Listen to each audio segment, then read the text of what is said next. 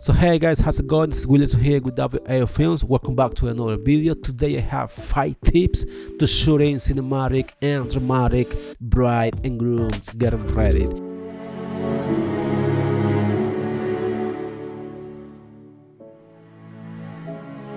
As you guys may know, I do weddings as well, so that's kind of like the main focus of the company. So just to be on the same page, these tips may not work for everyone out there, because it depends on the type of filmmaker that you are. It depends on how you shoot. It depends on your own styles, and if you have a different type of style, hey, there's nothing wrong with that. That's okay. However, like I mentioned, we're gonna be focusing more on this specific style. So with that being said, I'm gonna be showing you today everything that I typically do during a bride preparation, during the grooms getting ready. I'm gonna be showing you every step, how I manage different type of lighting situations throughout the day when I'm shooting weddings. So that's what I'm gonna be showing you guys today. So hope that you guys like it. So let's get started. Tip number 1 would be find out how much time you will have with the couple the day of. This is something really important, and everything comes down to organization. You have to know in advance if the couple is going to get ready at a hotel, if they're getting ready at the house. What's the location, what is it, what's the place that the couple is gonna be getting ready at. So you have to know this detail in advance, how big the room is going to be. Ask as many questions as you can just to be safe. This is gonna help you prepare for the day.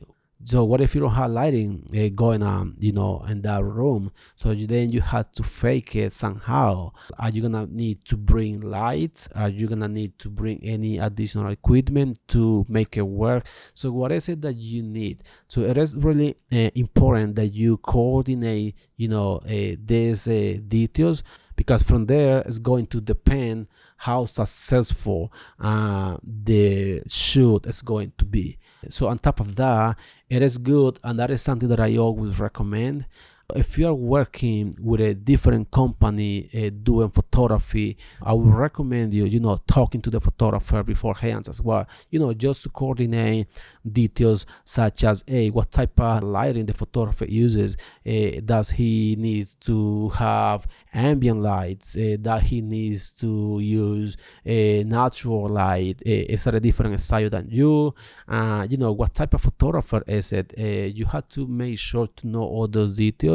So trust me, if you don't do that, you may run into situation, where the photographer is gonna be doing something totally different what you want, as far as lighting and all that kind of stuff. So it's gonna be tough for you to shoot or to get the content that you want. So just keep that in mind. So tip number 2, the second tip is about lighting. Once the locations, once what type of rooms you're going to be working, unfortunately we don't get to choose the location, we don't get to to visit the locations with time in advance before the shoot.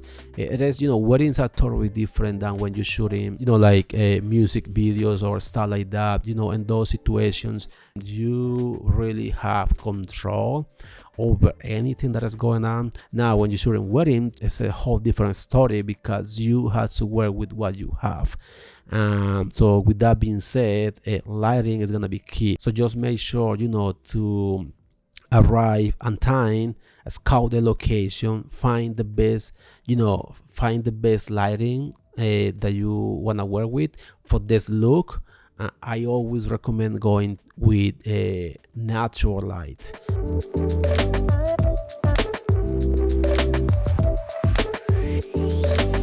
So hey guys, so let's move on to tip number 3. So tip number 2 is gonna be about focal lens choice. So what's gonna be the best focal lens for your bride and groom preparation? Once you know how much space you're going to have for the bride and groom's getting ready, you're going to be able to basically choose the right lens that you need for this shoot. Now I always shoot with the 50 millimeter, and I also have a 24. Depending on how big the room is going to be, I might go with a 24. So having multiple lenses is gonna allow you to be flexible, to move around. In my case, as you guys may know, I shoot with the 1DX Mark II. This camera unfortunately has a crop sensor when you're shooting 4K. So if I know that the room is gonna be really tight, I'm gonna go with the 24. This is prime lens, 1.4 aperture. It's an amazing lens because it's not, you know, too tight, but at the same time it's wide, so it's kind of like right in the middle. If you have a 35, that would be a perfect lens as well to shoot the bride and groom. There's so many cases when, you know, the space is not a problem. Always going to shoot with the 50. This lens is amazing for bride prep. This is a 1.2 aperture. You are going to be able to get a compression in your shot, so it's a really great lens for bride and groom preparations. I always go into the room with the 50 and 24 just to be safe. So many cases I have found that I end up using always the 24 because it is really tight and there's no more options. You know, I really love to switch between multiple lenses when I'm shooting, but like I say, sometimes there's nothing else you can do. It's the room that you have, it's the space that you have, so you have to make it work. And like I was saying before, I always walk into the room with two lenses, you know, just to be portable, just one camera and one monopod. With that, I'm able to get, you know, any shots I want during the groom prep. And you gotta be also portable. You have to think about portability when you are shooting. So let's move on to tip number 4: frame rate and white balance.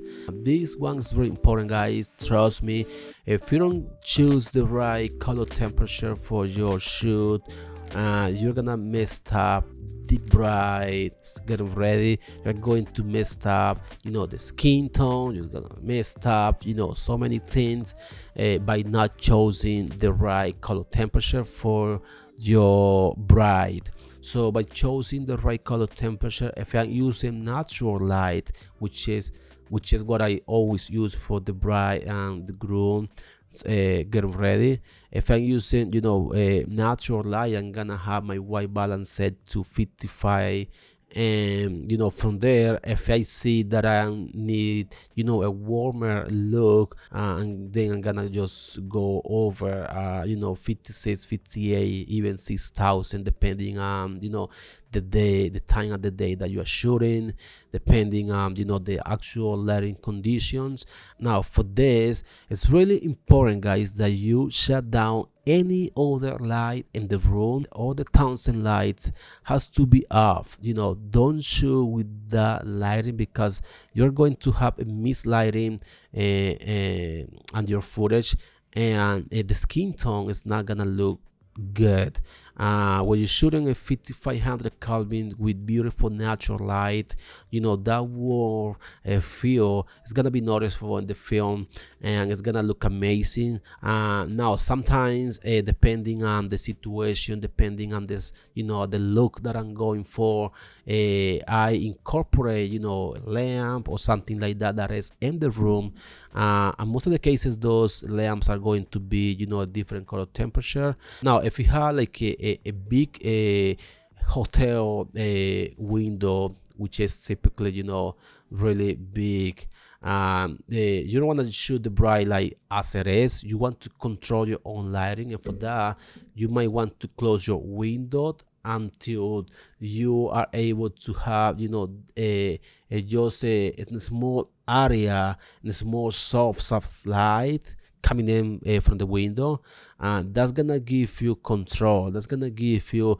a more dramatic and a more moody look to your couple. Most of the cases I'm always going to close almost completely the window, so the light that is coming in is gonna be really small, and that's gonna give me the the look that I'm looking for. So tip number 5. So tip number 5 is very simple, but sometimes it's one of the most important for the couple. So when you're shooting the bride and grooms getting ready, make sure to have a family member in the room. Make sure to have, whether it's gonna be the best man, whether it's gonna be, the groom's brother, the groom's dad. Make sure to have someone who is going to help you to create the shots that you want.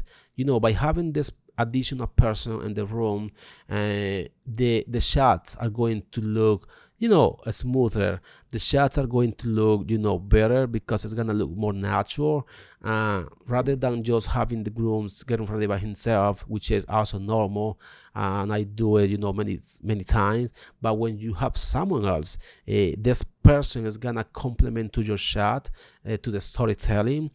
You can also use those shots when you're editing. Most of the cases, that is going to give in a speech, or the best man is going to give in a speech. During the editing, you're going to be able to use those shots, and those shots are going to match the storytelling. It's going to match the video, and everything's gonna look natural. Everything's gonna look great. So there you have it, guys. Hope you guys like it. That's it for today. Thanks so much for watching. See you guys next time. Shweta, you and I have been at this a long time. We've conquered mountains and oceans of obstacles to get here. But here we are. I knew from the very moment I laid eyes on you that you were my forever. Some way, somehow, I was determined to make you mine. Thank you for making an honest man out of me, and from this day forward, my heart remains entirely yours. As we continue to grow in our lives together, I promise to give you all of my words when needed, and to share in silence when they are not, to pick you up if you are down, and to love you in the process. You are the love of my life, and you make me happier than I could ever imagine, and more loved than I ever thought possible. So today, I vow to honor you and respect you, support you and encourage you. I promise to dream with you, celebrate with you, and walk beside you through whatever life brings. I vow to laugh with you and comfort you during times of joy and times of sorrow. I promise to always pursue you, to fight for you, and love you unconditionally and wholeheartedly for the rest of my life.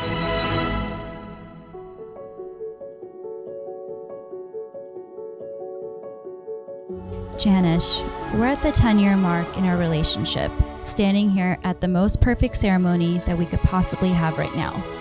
And I get to wear a white dress. But it's been a whole decade. That's a great length of time that most couples wish that they can reach or even think about. But we're here. It hasn't been easy, and at times even felt impossible. But it took a lot of commitment, sacrifice, patience, effort, and responsibility to get where we are today. Many of our close friends can attest to that. When we met, we were both very young, especially myself. We sure did have a lot of fun together, and there was this powerful chemistry that was unexplainable, almost like Ryan Gosling and Rachel McAdams' Notebook romance. But also, we were on different pages.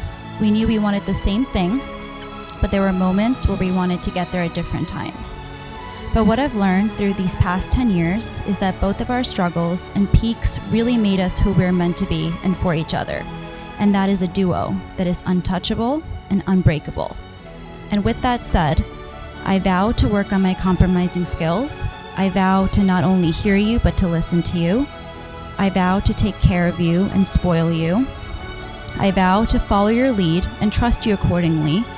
And as our favorite quote goes, 6 billion people in the world, 6 billion souls, and sometimes all you need is one.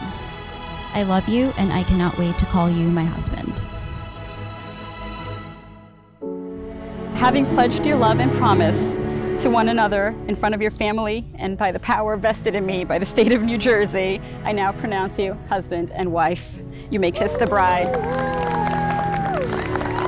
Congratulations, Mr. and Mrs. Kotari. Woo!